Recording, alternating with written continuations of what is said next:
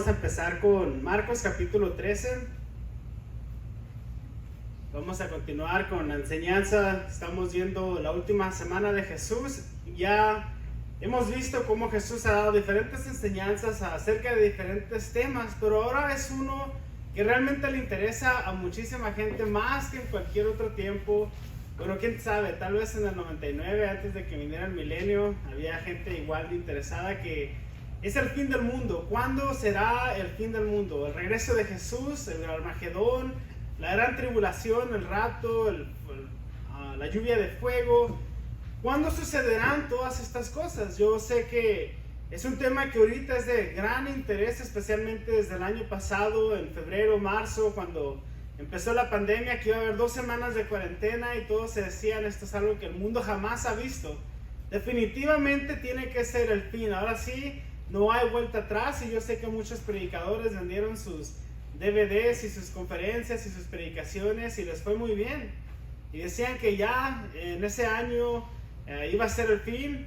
¿Cuántas veces no vimos en redes sociales que la vacuna es la marca de Satanás, la marca del anticristo? Que ya se aparecieron los 4 jinetes, que allá no sé dónde nació el anticristo. Y por todas partes usted métase a las redes sociales y va a encontrar una interpretación del tiempo en el que estamos viviendo hoy en día a la Biblia. Y van a utilizar la Biblia para justificar y decir, definitivamente no pasamos de septiembre. Y toda la gente se alarma y dice, no, septiembre no, de septiembre tal vez era diciembre. Y pasa diciembre, así como pasó el Y2K en el año 2000, así como pasó el calendario maya en el 2010, después en el 2012. Y vemos que se han dado diferentes profecías que dicen que ya es el fin y no ha sucedido. Ayer celebrábamos 20 años desde las Torres Gemelas, el 9/11. ¿Cuántas profecías no había y cuánta gente dijo, oh, esa es una señal? Lo de las torres, que un hermano tuvo un sueño, que una persona, y que ya venía Jesucristo, y han pasado 20 años. Entonces la pregunta es la siguiente: ¿se equivocó la Biblia o se equivocó el hombre? ¿Quién está cometiendo el error? La Biblia no está diciendo lo que yo quiera que diga, y no está cumpliendo los sueños de interpretación o lo que yo quiero dar a entender que diga, o el hombre está queriendo dar interpretaciones de algo que no está entre las líneas que vamos a leer el día de hoy. Así como vemos las noticias todos los días y dice que hoy va a llover y de repente no llovió, hizo una calor tremenda de 108 grados. Y dice uno, oye, pues ¿quién falló? El de la televisión me aseguraba que hoy llovía y no lavé el carro ni tampoco me bañé para bañarme en la lluvia y no llovió. Entonces algo está sucediendo y todo tiene que ver con las diferentes maneras de interpretación de la Biblia. Así que antes de empezar a leer el capítulo 13 de Marcos, vamos a orar. Vamos a pedir que el Espíritu Santo, que Dios nos dé entendimiento de su palabra y podamos leer en su contexto qué es lo que Jesús está hablando. Y creo que vamos a salir de este lugar con más conocimiento, con paz en nuestro corazón y con la seguridad de que Jesús sí regresará, vendrá por su iglesia, pero no será en el tiempo en que nosotros creemos. Vamos a orar, hermanos. Señor Jesús, te agradecemos por el estar aquí en este día, Señor, y escuchar tu palabra. Todo el día, toda la semana vemos noticias, vemos diferentes publicaciones en redes sociales y nos comparten videos que nos alarman, que a la vez causan una emoción en nosotros en saber algo que nadie más ha escuchado, en saber una profecía, una revelación que nadie más ha escuchado antes que nosotros. Pero ese es un gran problema, Padre. Quita nuestra esperanza de ti, quita nuestra mirada, que debería de estar enfocada en Cristo Jesús. Te pedimos, Señor, que el día de hoy tu Espíritu Santo nos ayude a entender tu palabra, podamos entender el mensaje correctamente, y que podamos salir de este lugar edificados con el conocimiento de tu palabra, con convicciones bíblicas, y podamos tener paz en nuestro corazón y la seguridad de que tú vendrás por tu iglesia. Te agradecemos por el día de hoy y pedimos todo esto en el nombre del Padre, del Hijo y del Espíritu Santo. Amén. Para empezar aquí, hermanos, primeramente tenemos que ver qué es lo que Jesús está haciendo, a quién le está hablando. ¿Cuál es el contexto del pasaje de Marcos capítulo 13? Este es el mismo contenido que se encuentra en Mateo capítulo 24, y estos son temas que le interesan muchísimo a la iglesia. ¿Por qué? Porque se nos explica que llegará el fin del mundo, el fin de una era, el fin de un tiempo. Y se les dice a estos hombres con los que Jesús conversaba que va a haber señales inminentes que anuncian el fin de todo.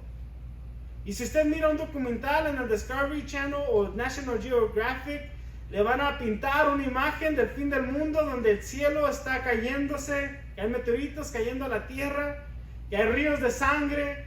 ¿Será esto lo que nos está diciendo este pasaje? ¿Será el rapto? ¿Será la segunda venida? ¿Qué es lo que me está diciendo Jesús?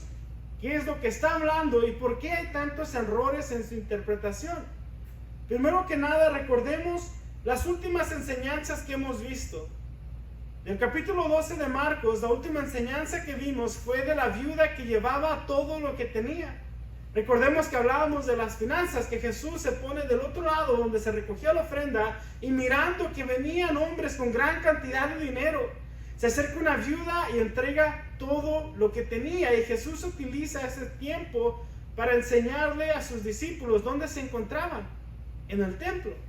Se encontraban en Jerusalén, en el templo que había sido construido para honrar a Dios. Y ahí es donde se encuentran también en el capítulo 13 de Marcos. Ahí están todavía. Jesús acaba de hablar de la viuda y vamos a leer el primero y segundo versículo. Dice lo siguiente, capítulo 13. Saliendo Jesús del templo. ¿Por qué? Porque ahí estaba con sus discípulos.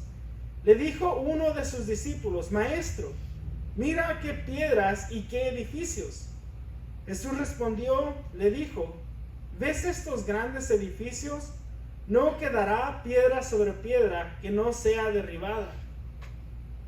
Estando en el templo, estando en este lugar majestuoso que había sido construido para honrar a Dios, sus discípulos le decían a Jesús: mira, maestro, mira qué gran edificio han construido los judíos para Dios. Jesús no se impresiona por las piedras, por la edificación.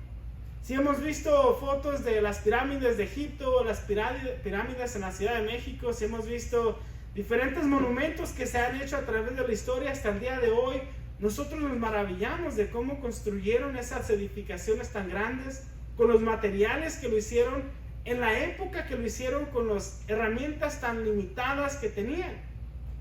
Pero Jesús no se asombra, Jesús no se maravilla, Jesús no se queda a admirar lo que el hombre ha hecho, sino que les dice algo totalmente contrario a lo que ellos esperaban.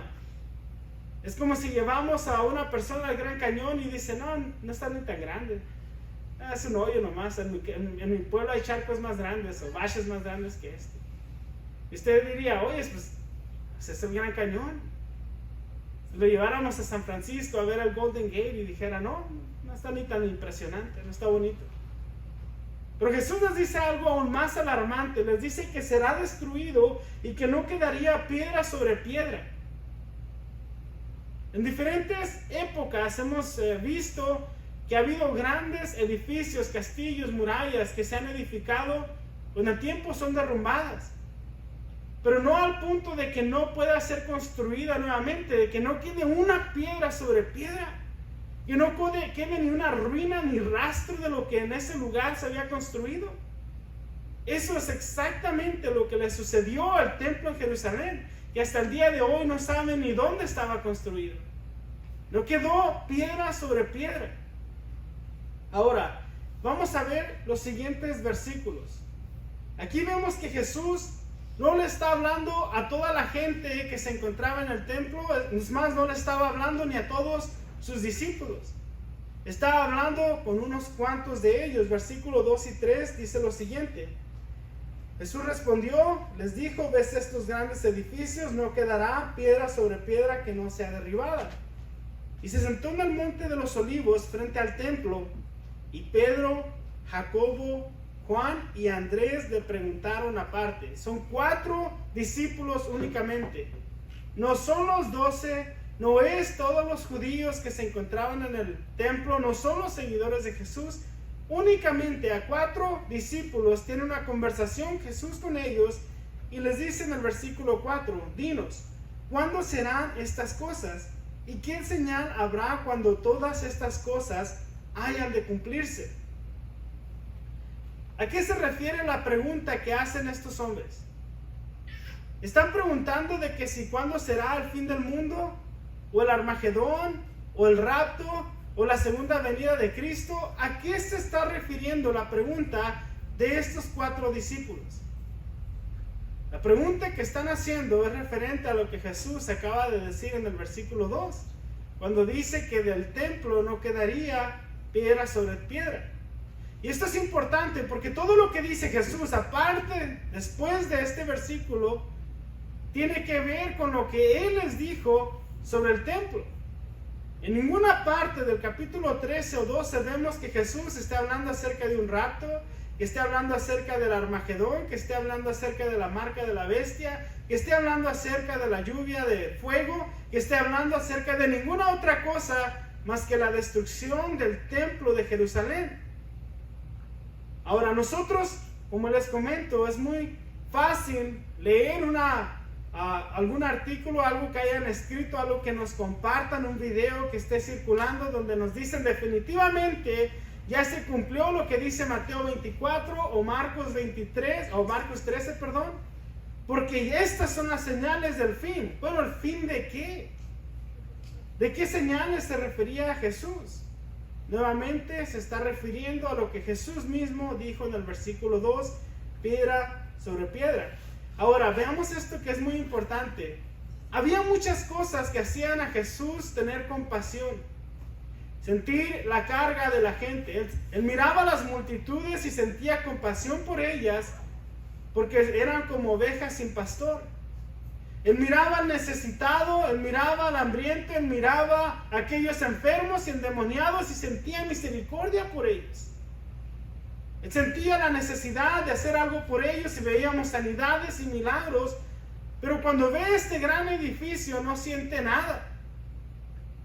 No siente nada y dice será completamente destruido. ¿Qué podemos entender aquí, hermanos?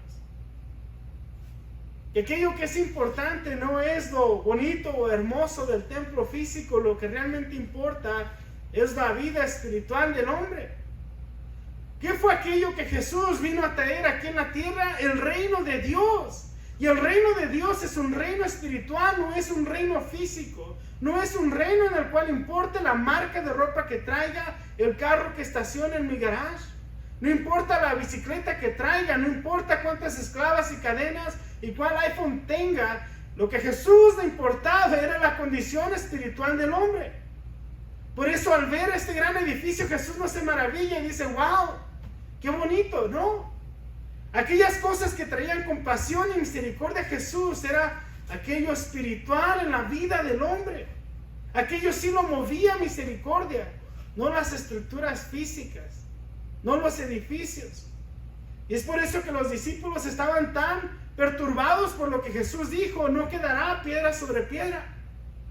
Porque para ellos sí era importante, era algo imponente en el templo, era algo grande y magnífico a su punto de vista. Y Jesús dice, eso no me interesa. Esto no me interesa en absoluto, para nada. No quedará piedra sobre piedra. Y hablaba Jesús acerca de la gran ruina en la que se encontraría ese templo tan magnífico que ellos consideraban. Otra cosa, los discípulos estaban seguros que Jesús era el Mesías y que establecería su reino en Jerusalén para gobernar sobre toda la tierra, como lo han dicho los profetas del Antiguo Testamento. Y posiblemente era natural que estos hombres dijeran, bueno, ¿dónde va a establecer Jesús su reino, su palacio, su trono? Pues en el templo. Posiblemente aquí es donde va a reinar y posiblemente aquí es donde vamos a estar nosotros los 12 discípulos junto con él. Y Jesús les dice, este templo no quedará nada de él. Imagínense la expectativa que tenían los discípulos de que tal vez ese era el lugar donde Jesús establecería su reino, pero Jesús les dice, no quedará nada de este templo. Por eso es que cuando ya se apartan de ese lugar y se van en el versículo 3 al monte de los olivos, se le acercan privadamente y le dicen a Jesús, Jesús, ¿cuándo va a suceder estas cosas? Dinos, ¿cuándo va a ser para saber? Queremos estar enterados. ¿Por qué? Porque esa es la curiosidad de cada uno de nosotros, hermanos. Siempre estamos como seres humanos queriendo saber qué sucederá en el futuro. ¿Qué es lo que va a pasar mañana? ¿Por qué? Porque tenemos incertidumbre, porque hay preocupación, porque hay cosas que nos ponen nerviosos, porque no sabemos cómo va a estar la situación económica de mañana. No sabemos si la pandemia se va a extender o se va a reducir o qué va a suceder, qué va a pasar. Es más, no sé si veo el pronóstico del clima y hasta eso quiero anticiparme para el futuro, para saber si hoy gasto o no gasto, si voy o no voy. Lo hago hoy o lo hago la otra semana. Siempre queremos anticiparnos al futuro. Especialmente cuando no somos creyentes, cuando no tenemos la esperanza en un Dios que es soberano, que todo tiene en control, que lleva a cabo las cosas en su perfecto tiempo y a su perfecta voluntad. Siempre hay incertidumbre en el hombre acerca del futuro. Y hay muchas personas que no descansan en la noche, que no pueden dormir porque están preocupados del día de mañana y de pasado y qué sucederá y me va a alcanzar y voy a tener, o voy a amanecer enfermo, o qué tal si pasa esto o aquello, o si me deja mi pareja, o se enferma mi hijo, o me despide del trabajo, o si me accidento en el camino al trabajo, ¿qué voy a hacer sin carro? Y se ponen a pensar y preocupar acerca del futuro. Y estos hombres naturalmente también se acercan a Jesús y le empiezan a preguntar, ¿cuándo va a ser esto?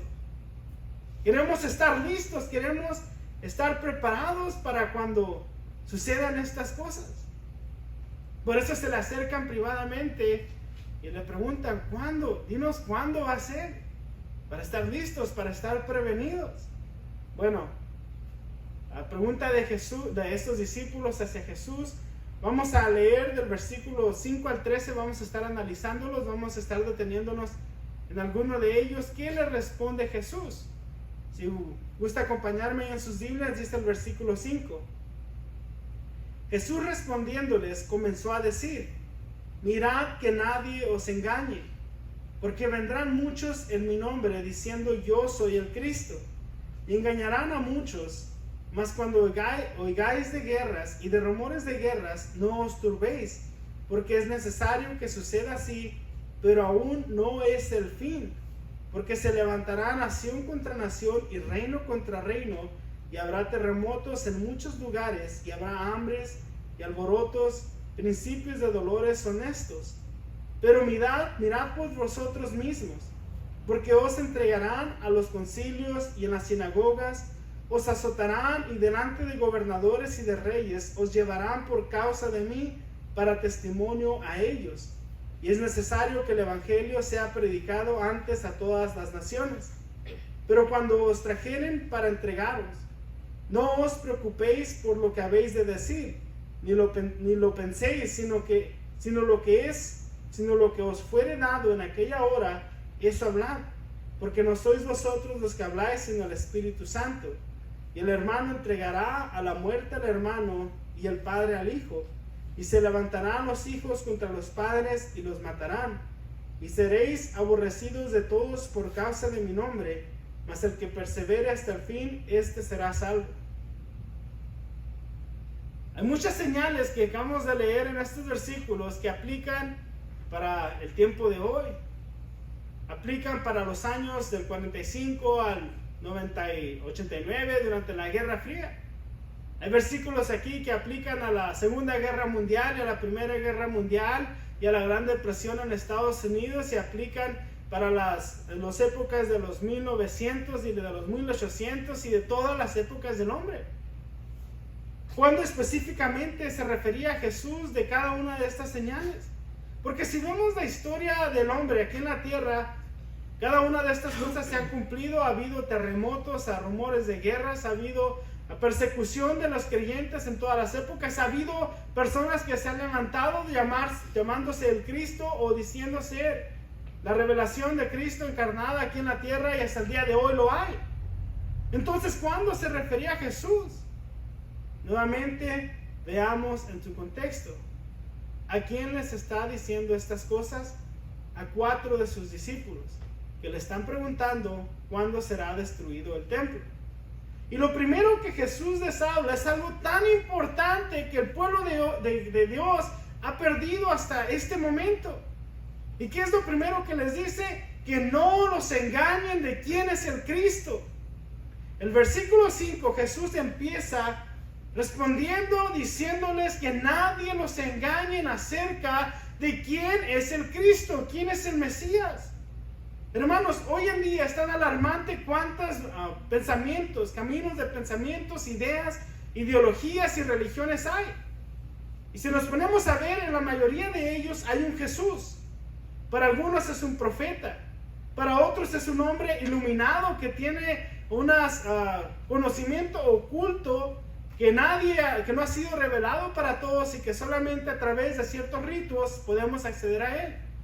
Para otros Jesús es solamente aquel camino por el cual el hombre puede llegar a una proyección astral aún mayor y conectarse con el universo, que Jesús era hijo de Dios, pero que era un hombre común como nosotros en otra tierra. Para otros solamente era un profeta. Pero casi todas las religiones tienen una versión de Jesús, del Cristo, del Mesías. Primero viene lo más importante, que nadie nos engañe. Durante el tiempo de estos discípulos, sabemos por las escrituras del Nuevo Testamento, las cartas del Pablo y de los otros apóstoles, de que ya había hombres que se levantaban llamándose ser el Cristo.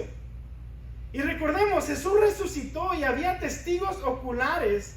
En 1 Corintios capítulo 15 registra Pablo que más de 400 personas vieron a Jesús resucitado. Y por esta causa había hombres que se levantaban diciendo: yo soy Jesús el resucitado. Y tenían seguidores y estaban engañando a mucha gente. No es algo exclusivo del año 2021. Desde que Jesús estaba aquí entre nosotros y murió y resucitó, ha habido hombres engañando a otros diciéndose ser el Cristo, el Mesías. Y en nuestro tiempo, los últimos 100 años, nosotros podemos documentar ocasiones en las que hombres se han levantado diciendo ser el Cristo. Aquí en Estados Unidos, en Miami, hubo un hombre que dijo ser el Cristo, lo siguieron hasta que se acabó su fama y luego dijo ser el anticristo. Y todos estaban tatuando 666 y este hombre murió de cáncer y dijeron: no murió, sino que ahora es un ser espiritual y cuando muramos estaremos con él en modo espiritual. Ha habido muchos hombres que se han levantado llamándose ser el Cristo. En Corea del Sur es un país completamente protestante cristiano y se han levantado hombres diciendo ser el Cristo. Hoy en día hay entre nosotros, si usted se pone a investigar, personas que dicen que son Jesús. Pero esto que está hablando Jesucristo es para sus discípulos en el tiempo de ellos, porque ya estaba sucediendo y es lo más importante, que nadie nos engañe. Estemos seguros de nuestra convicción de que Jesús es el Hijo de Dios, es Dios encarnado, que murió en la cruz del Calvario por nuestros pecados, que murió y al tercer día resucitó y ya no se encuentra entre los hombres sufriendo, no está colgado en una cruz, sino que hoy está reinando con el Padre, sentado a su mano derecha. Ahí es donde está nuestro Salvador. Entonces, el versículo 6, porque vendrán muchos en mi nombre, diciendo yo soy el Cristo, y engañarán a muchos. Tendrán éxito en su misión de engañar a la gente. Ahora vamos a ver el versículo 7 y 8. Mas soy el Cristo y engañarán a muchos, mas cuando oigáis de guerras y de rumores de guerras, no os turbéis, porque es necesario que suceda así, pero aún no es el fin. Rumores de guerra, hermanos. Yo creo que hoy, por la información que recibimos constantemente, estamos recibiendo información de lo que sucede en México, en Estados Unidos, en el Medio Oriente, lo que está pasando con Corea del Norte, que tienen misiles y que tienen bombas nucleares, y que Irán y que este y el otro, y estamos constantemente viendo que hay rumores de guerra. Pero ¿en qué época nació Jesús? Jesús nació cuando había un imperio que se llamaba el Imperio Romano. Este imperio gobernó el norte de África, la mayoría de Asia y la mayoría de Europa por más de 400 años. Es de los imperios que más han tenido duración. Entonces, en la época en la que nace Jesús, el mundo conocido, lo que ellos consideraban todo el mundo, estaba en mucha paz. Ellos no conocían la guerra o los rumores de guerra como CNN y Univisión y Telemundo, que cada rato nos dicen que van a atacar a Estados Unidos y que va a haber guerra. No, ellos no vivían en esos tiempos, vivían en un tiempo donde había mucha paz, porque había solo un imperio que había dominado casi toda la población que ellos conocían. Y para que Jesús les dijera, va a haber rumores de guerra, y van a escuchar acerca de gente queriendo matar a otros en nación contra nación, para ellos sí era algo alarmante, porque no estaban acostumbrados a escuchar eso. Ellos nacieron ya en un tiempo donde solamente se conocía el imperio romano, y Jesús les dice, esta va a ser una señal. Rumores de guerra y guerras, nación contra nación. Habla acerca de guerras en general, naciones que se van a levantar unos contra otros. Pero ¿qué les sigue diciendo el versículo 8? Porque se levantará nación contra nación y reino contra reino, y habrá terremotos en muchos lugares, y hambres y alborotos, principios de dolores son estos. El versículo 7 nos da una gran esperanza, especialmente para los que estaban escuchando esas palabras de Jesús, porque a ellos se les dijo, la segunda parte del versículo 7 dice, porque es necesario que suceda así, pero aún no es el fin. Que hubiera rumores de guerra y nación contra nación y un ambiente político militar inestable era la voluntad de Dios. ¿Para qué? Para que el evangelio fuera proclamado, para que fueran y evangelizaran. Y podemos verlo en Mateo capítulo 28, en la gran comisión. Se les dice a los discípulos, a los seguidores de Jesús, que fueran y predicaran el evangelio. Y esos tiempos inestables que iban a preceder la ascensión de Jesús, era su voluntad para que el evangelio fuera proclamado. Y aún así Jesús les dice, ese no es el fin. ¿Y por qué nosotros nos alarmamos y nos asustamos cuando se nos manda un video diciéndonos que porque ahora sí ya tienen misiles nucleares en no sé dónde, ya es el Armagedón y ya es el rapto y ya se va a acabar el mundo? Cuando Jesús mismo dice, aún no es el fin. Eso tiene que suceder porque es la voluntad de Dios, pero aún no es el fin. Y nosotros nos alarmamos y decimos, hermanos, ahora sí Cristo viene, cuando Jesús dice, aún no es el fin. Y lo más importante es que ni nos estaba hablando a nosotros, les estaba hablando a sus 4 discípulos en el Monte de los Olivos, refiriéndose a cuando el templo sería destruido. Por eso, al entender esto, al leer la Biblia en su contexto que debería ser interpretado, podemos darnos cuenta que nada de lo que se nos dice en la mayoría de esas interpretaciones es correcto. No están errados en su interpretación y en la manera en la que están viendo la Biblia. ¿Y qué nos dice el versículo 9?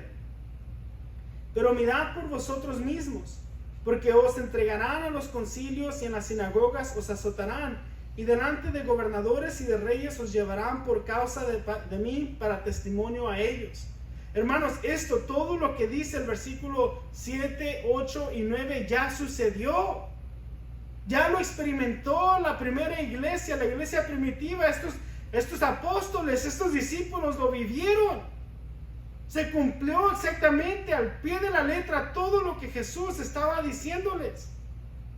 Esto no es para nuestro tiempo. Esto estaba hablando acerca de cuándo sería destruido el templo en Jerusalén. Y sabemos que fue destruido 60, 70 años después de que Jesús ascendió.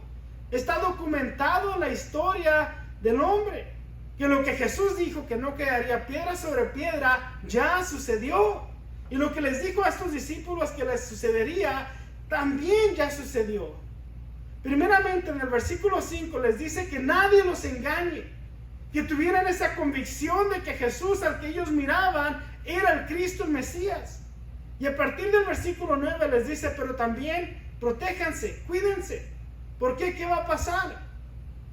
Se van a voltear en contra de ustedes, los van a entregar a concilios. Podemos leer el libro de Hechos que todo esto fue utilizado por Dios para que se predicara y se diera testimonio ante gobernadores, ante reyes, ante gobernantes de esa época. El versículo que vamos a leer a continuación, el 10, cómo podemos ver que Dios tiene cuidado de los suyos y que Dios aún en la tortura, en el dolor, en el martirio de estos hombres, Dios estaba llevando a cabo su perfecta voluntad, dice el versículo 10. Y es necesario que el evangelio sea predicado antes a todas las naciones. Y aquí es donde mucha gente dice, ¿ves? Sí se está refiriendo al tiempo de nosotros porque todavía el evangelio no ha llegado hasta la última persona.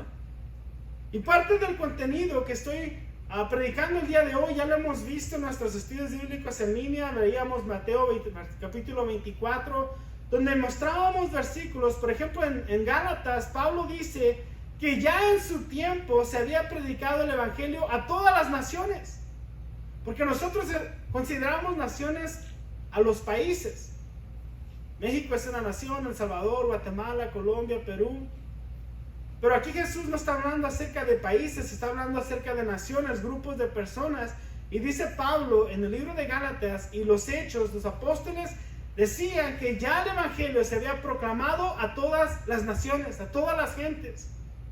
En el tiempo de la generación que se quedó, en el tiempo de Jesús, ya había sido predicado el evangelio a todas las personas. Y mucha gente dice hoy en día, es que el evangelio no ha llegado a todas partes, por eso tenemos que apoyar a las misiones en África y en la India y mandar misioneros y dinero. Sí, yo estoy de acuerdo con las misiones. Pero si vemos la historia de la iglesia, podemos ver que los lugares más evangelizados por personas que fueron testigos de los milagros de Jesús, que anduvieron con Jesús, que los apóstoles, los discípulos de Jesús fueron a la India, fueron al norte de África, fueron a Europa, fueron al Medio Oriente. Ellos, las fuentes primarias de los milagros de Jesús, fueron los primeros misioneros en esas áreas. Históricamente son los lugares más evangelizados. Y hoy en día podemos ver América Latina y Estados Unidos como los países más cristianos y que están mandando obreros al Medio Oriente, a Siria, a Irán, a Irak, Marruecos. Cuando históricamente esos son los lugares donde predicó Pablo, donde predicó Mateo, donde mataron a Andrés, donde Santiago también sufrió su muerte, donde fue exiliado Juan. Es ignorante del pueblo cristiano decir que esos lugares no han escuchado el evangelio, cuando esas fuentes primarias, testigos oculares que escucharon las palabras de la misma boca de Jesús, estuvieron en África, estuvieron en la India, vivieron en el Medio Oriente y ya fue evangelizado todo eso desde la generación de Jesús. Hoy en día los tiempos son distintos, pero lo que Jesús habló en Marcos 13 ya se cumplió. ¿Y cuál era el propósito de todo esto?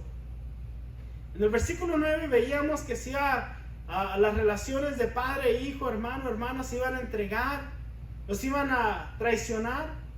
¿Y por qué era esto? Podemos irnos a Deuteronomio, vamos a leer este pasaje rápidamente. Deuteronomio capítulo 13, versículos 6 al 10.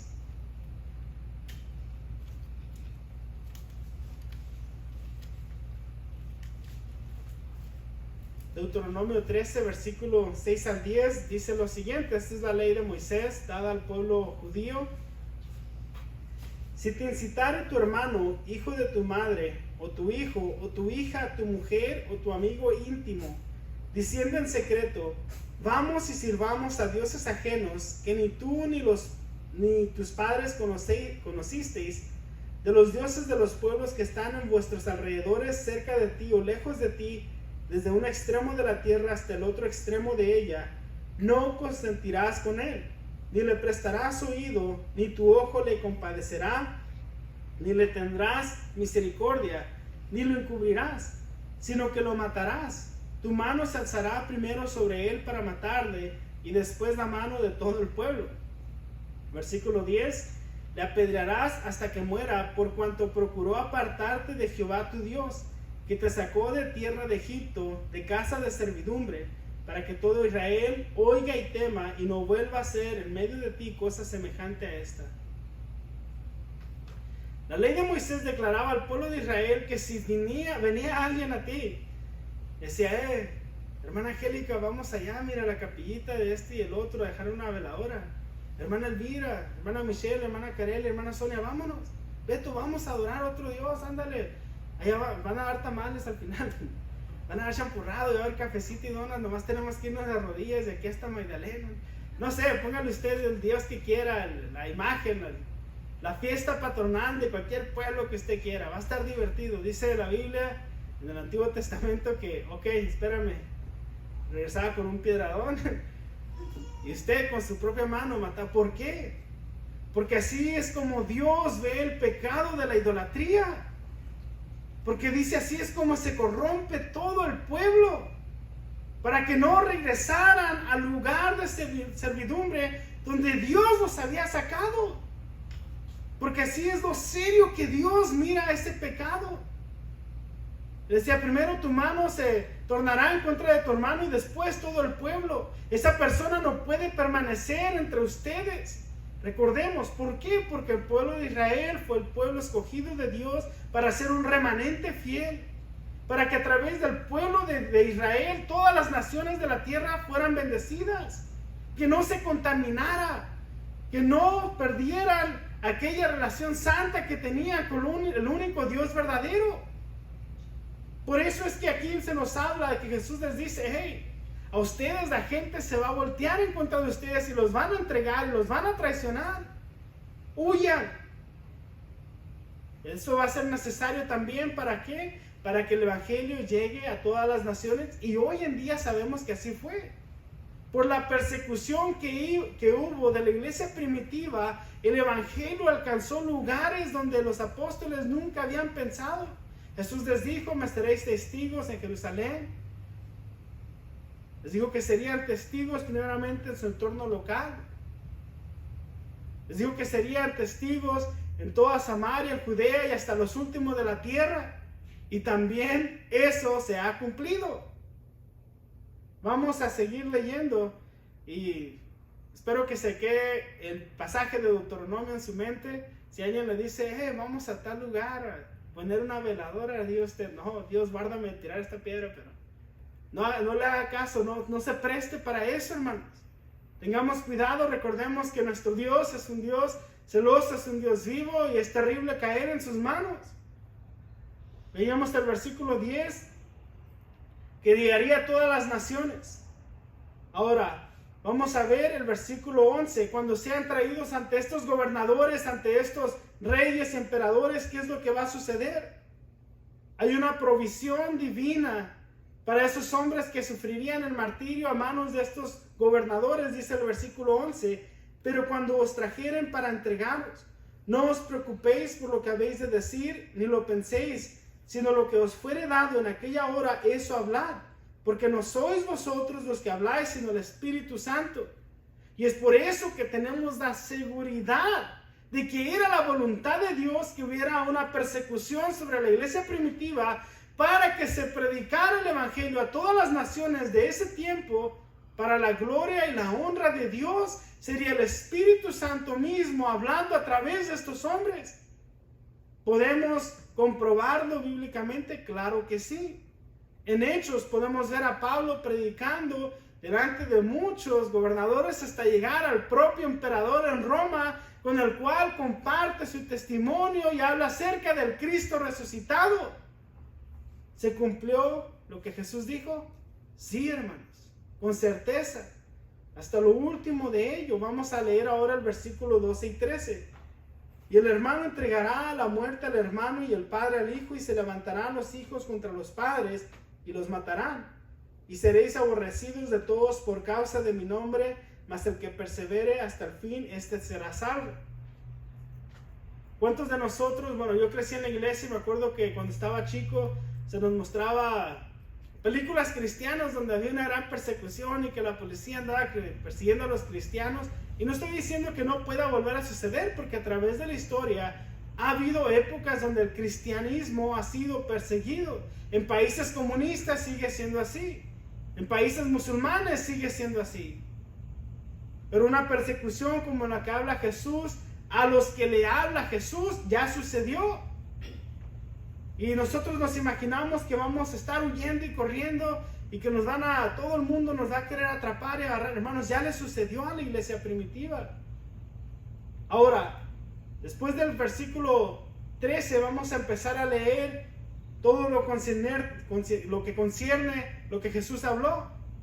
Versículo 14 al 16 dice lo siguiente: pero cuando veáis la abominación desoladora de lo que habló el profeta Daniel, puesta donde no debe estar, el que lee entienda, entonces los que estén en Judea huyan a los montes. El que esté en la azotea no descienda a la casa ni entre para tomar algo de su casa, y el que esté en el campo no vuelva atrás a tomar su capa. Esto es algo donde los que tienen la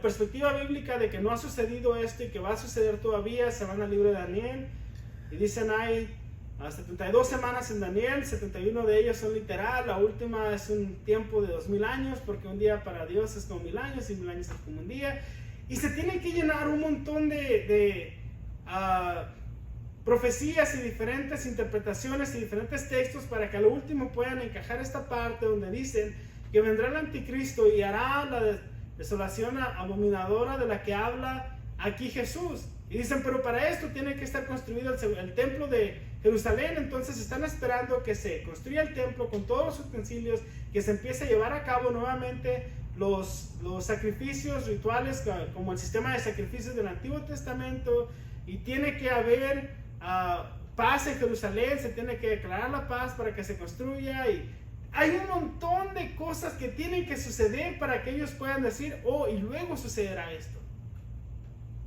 Si lo escucharon, las últimas cosas que dije en los últimos 30 segundos, se escucha bien enredoso y complicado, porque así es. La manera de interpretación dispensacionalista, así es.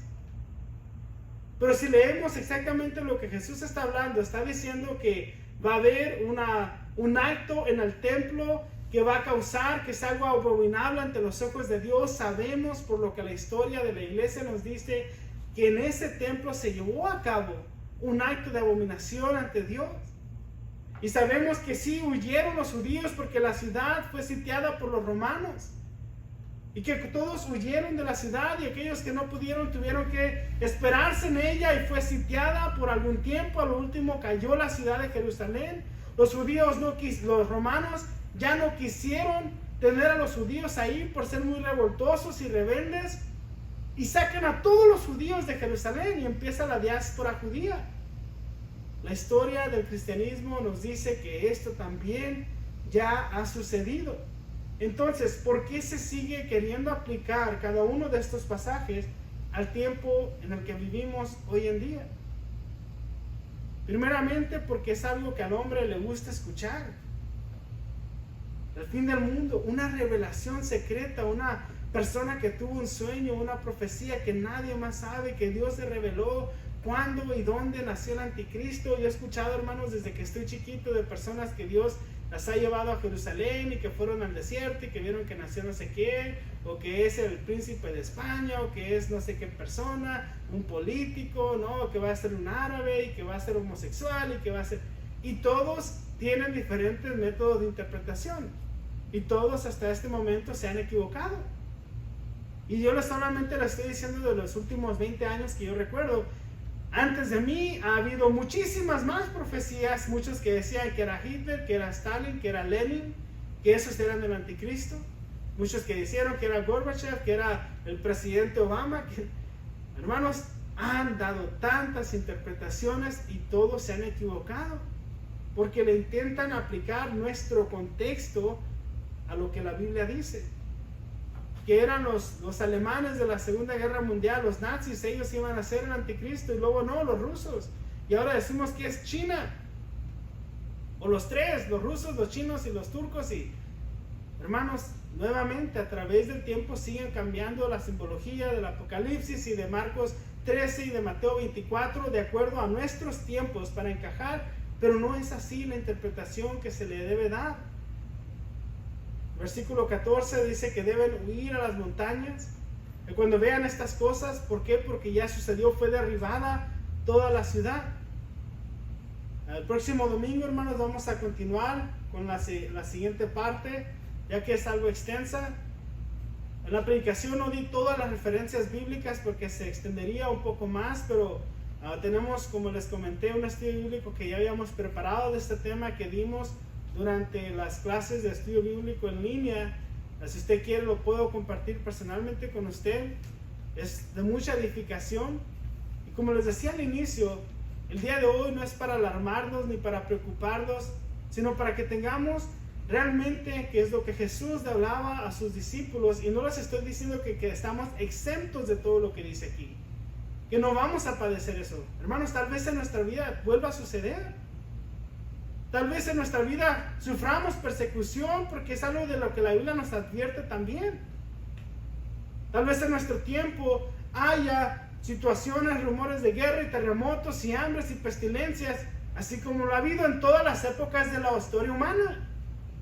Pero lo que podemos ver es de que Dios siempre ha estado en control y siempre ha sido para que el reino de Dios se extienda, para que su nombre sea proclamado y la iglesia en cada una de estas presiones, en cada una de estas circunstancias y situaciones de riesgo, ha salido más triunfante. Los hermanos en la fe salieron más fortalecidos. El evangelio se fortaleció, creció. Aquellos que eran débiles en su fe, tal vez fracasaron, cayeron, desaparecieron, pero aquellos que perseveraron hasta el final. Y eso es lo que quiero también compartir con ustedes el día de hoy. La prueba, la lucha, las situaciones van a probar nuestra fe y vamos a ver si vamos a perseverar hasta el final o vamos a quedar en el camino. Y yo les animo a que perseveremos hasta el final, nos afiancemos de Cristo. ¿Para qué esperamos la prueba? ¿Para qué esperamos la enfermedad y la crisis? Para acercarnos a Él. Cuando en este momento estamos recibiendo su misericordia y su benignidad, y Él es bondadoso con nosotros. Y Él está siendo bueno con cada uno de nosotros. ¿Para qué nos esperamos a los tiempos malos para acercarnos a Él? No seamos rebeldes, no endurezcamos nuestro corazón. El día de hoy, hermanos, vamos a orar, no vamos a concluir porque, como les comento, el próximo domingo vamos a terminar. Espero que el mensaje le haya dado más entendimiento, paz, gozo en su corazón, esperanza. Un mensaje que pueda compartir con el no creyente y podamos permanecer firmes hasta el final y perseverar. Si gustan, pueden ponerse de pie, hermanos, vamos a orar.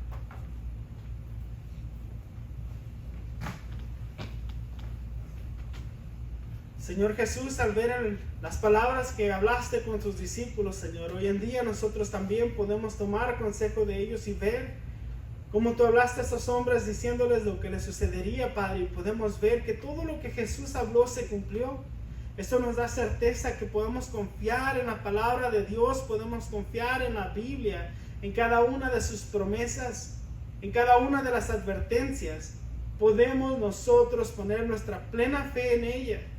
Y así como nos habla acerca de cosas que sucedieron con la iglesia primitiva, también la palabra de Dios nos advierte acerca de aquello que sucederá el día que cada uno de nosotros muramos o tú regreses por tu iglesia. Un día estaremos cada uno de nosotros parados ante un trono blanco y seremos juzgados por nuestras obras.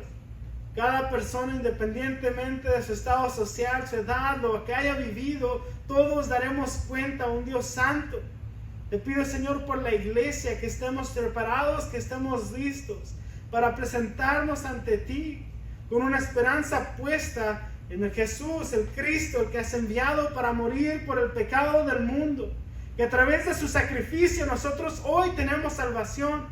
Que no confiamos en nuestras propias obras buenas, supuestamente buenas. Que no confiamos en aquello que nos dicen o que hemos hecho, o aquello que nosotros creemos creer. Te pedimos, Señor Jesús, que tu Espíritu Santo nos dé convicción de pecado, que nos arrepentamos y vivamos una vida agradable ante tus ojos, que amemos tu palabra, que obedezcamos tus mandamientos, que haya gozo en nuestro corazón al aprender de tu palabra, que tu Espíritu Santo nos redarguya, que tu Espíritu Santo nos acerque más a ti, que podamos encontrar gozo en tu palabra, en la oración, en la meditación de tu palabra. Señor, el día de hoy te pido por tu iglesia que tengas misericordia de nosotros. Te pedimos por tu Espíritu Santo que nos fortalezca. Te pedimos, Señor, que en este tiempo donde escuchamos tantas mentiras, que es muy fácil ser engañado, que tu Espíritu Santo nos ayude a permanecer firmes hasta el final y perseverar, Señor. Te pido por mis hermanos, que juntos podamos crecer contigo, Señor, y acercarnos más a ti día con día y poder proclamar el Evangelio a todos aquellos que nos rodean. Te agradezco, Señor, por este remanente que tú has mantenido, Señor, y sostenido. Te pedimos que sigamos en ti en todo lo que hagamos, Padre, y te agradecemos por este día y cada ocasión que podemos juntarnos para estudiar tu palabra. Te agradecemos, Cristo Jesús, te damos toda la gloria y la honra. Pedimos todo esto en el nombre del Padre, del Hijo y del Espíritu Santo. Amén.